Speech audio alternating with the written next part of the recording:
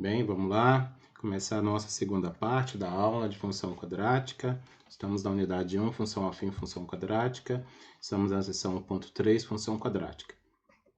Bem, vamos falar agora sobre os zeros de função. Os zeros de função são as raízes da função, certo? É onde o gráfico da função intercepta o eixo de abscissas, tá? Ou seja, a gente encontra um x0, obviamente aqui como a função é quadrática, vai ser dois valores para x, onde, obviamente, que vai depender do discriminante também, que a gente vai ver mais à frente. A gente vai ter uma situação desse tipo, a função aplicada nesse x0 aí, nesse valor de x que é por enquanto desconhecido, ela se torna nula. Isso é o que a gente chama, esse x que torna a função nula é o que a gente chama de zero, ou raiz da função.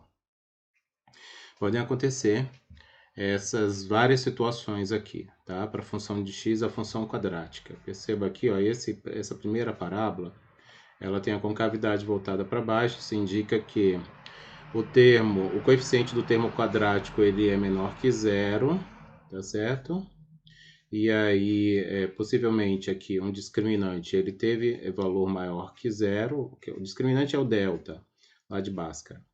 E aí, ó, perceba que intercepta o eixo de abscissas aqui em dois pontos, nesse ponto aqui, nesse outro ponto aqui. Então, aqui são as raízes dessa função, tá certo? Agora, esse outro, ó, percebe a parábola tem a concavidade voltada para cima, o coeficiente do termo quadrático ele é positivo. Aqui também certamente teve um delta maior que zero, por isso intercepta o eixo de abscissas em dois pontos, então é nesses dois pontos onde há essa interceptação, que são as raízes da função.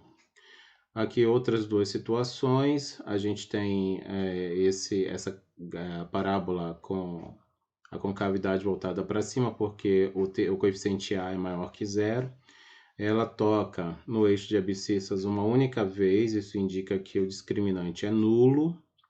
Aqui também, só que uma situação inversa, para o caso de o coeficiente A ser menor que zero, toca também o eixo de abscissa em um ponto só, quer dizer que o discriminante é nulo. Nesse caso aqui, ó, no último, esses dois últimos, perceba que a parábola não toca no eixo de abscissas, isso indica que o discriminante ele é menor que zero, tá? Não tem raízes reais, essa parábola, nem essa de baixo. O que diferencia uma da outra é que aqui de cima, a concavidade para cima, o coeficiente A é maior que zero. Aqui na concavidade voltada para baixo, o coeficiente A menor que zero, certo?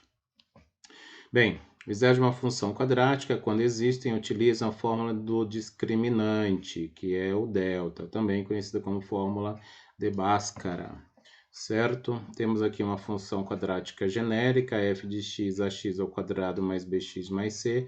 O zero será obtido com essa função aqui, essa equação. X é igual a menos b, mais ou menos, raiz de b ao quadrado menos 4ac. Lembrando que esse b ao quadrado, esse termo dentro da raiz, é o delta, é o discriminante, b ao quadrado menos 4ac. Vamos ver um exemplo. Dadas as funções a seguir, determine os zeros, caso existam. Aí na letra A, f de x é x quadrado menos 6x mais 5. O coeficiente A está aqui, ele existe, ele só não está explícito, mas ele é igual a 1. O B é menos 6, o C é 5 positivo. A gente calculou o discriminante para saber se vai existir zero real.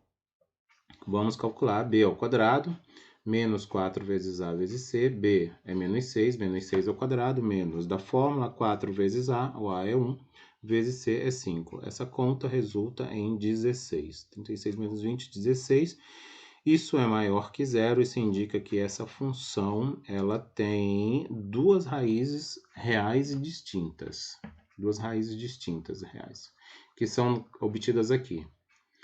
X é menos b mais ou menos raiz de delta sobre 2a, certo? E aí a gente vai substituindo o b, menos 6, o delta calculado ali anteriormente, que é 16, 2 vezes o A é 1, 2 vezes 1 é 2, então fica 6 mais ou menos 4. Quando a gente usa 6 mais 4 sobre 2, resulta em 5. Quando a gente usa 6 menos 4 sobre 2, resulta em 1. Então, as raízes são 5 e 1. Então, esse é o item A. Item B. G de x igual 2x² mais 12x mais 18. Quem são os coeficientes dessa função? O A é 2, B é 12, C é 18. Discriminante. B ao quadrado, 12 ao quadrado, menos 4 da fórmula, vezes A. O A é 2, vezes C é 18. 1, 4, 4, menos 1, 4, 4, resulta em discriminante nulo. Isso indica que esta função possui uma única raiz real, que é dada por aqui. X menos b, mais ou menos raiz de delta sobre 2a. Menos b, 12. Negativo é daqui da fórmula. Mais ou menos raiz de delta, o delta é zero. Raiz de zero é zero. 2 vezes o a, 2 vezes o 2. Essa conta aqui vai resultar em menos 3, porque aqui mais ou menos raiz de zero, isso é zero, então vai ficar menos 12 sobre 4, vai ficar menos 3. Então vai ser as duas raízes, que na realidade é uma única só, é x1 igual a menos 3 ou x2 igual a menos 3, elas são iguais, é uma só.